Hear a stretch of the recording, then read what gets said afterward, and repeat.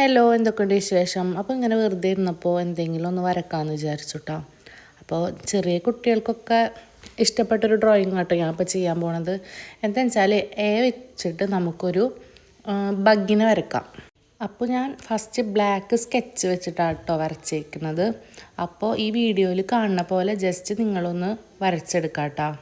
നല്ല സിമ്പിളായിട്ടുള്ളൊരു ഡ്രോയിങ് കേട്ടോ ഞാനിവിടെ കാണിച്ചു തരുന്നത്. അപ്പോൾ വീഡിയോയിൽ കാണുന്ന പോലെ അതിൻ്റെ 2 കണ്ണും പിന്നെ ഈ കൊമ്പും ഇങ്ങനെ വരച്ചെടുക്കാം കേട്ടോ. എന്നിട്ട് അതിൻ്റെ തലഭാഗം ഉണ്ടല്ലോ അവിടെ ബ്ലാക്ക് സ്കെച്ച് വെച്ചിട്ട് തന്നെ കളർ ചെയ്തെടുക്കാം കേട്ടോ. എല്ലാവരുടെ കയ്യിലും സ്കെച്ച് അവൈലബിൾ ആവുമെന്ന് വിചാരിക്കുന്നു. ഇപ്പോൾ സ്കെച്ച് ഇല്ലാത്തവരാണെങ്കിൽ ജസ്റ്റ് ബ്ലാക്ക് പെൻ വെച്ചിട്ടോ അതോ പെൻസിൽ വെച്ചിട്ടോ ഇതുപോലെ ഔട്ട്ലൈൻ കൊടുത്തിട്ട് ക്രയോൺ യൂസ് ചെയ്തിട്ട് അങ്ങനെ പെയിൻറ്റ് കൊടുത്താൽ മതി കേട്ടോ.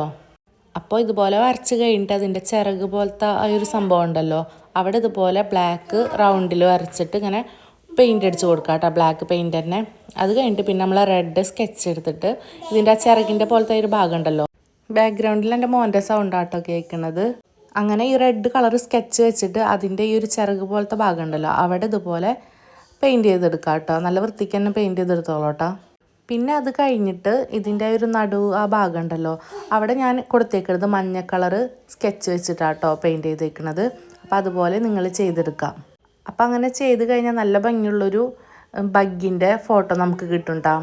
അപ്പോൾ നിങ്ങളിത് ചെയ്യുമെന്ന് ഞാൻ വിചാരിക്കുന്നു. അപ്പോൾ അടുത്തത് ഏതിൻ്റെ പടം വരയ്ക്കേണ്ടതെന്നുണ്ടെങ്കിൽ നിങ്ങൾ താഴെ കമൻറ്റ് ചെയ്യട്ടോ.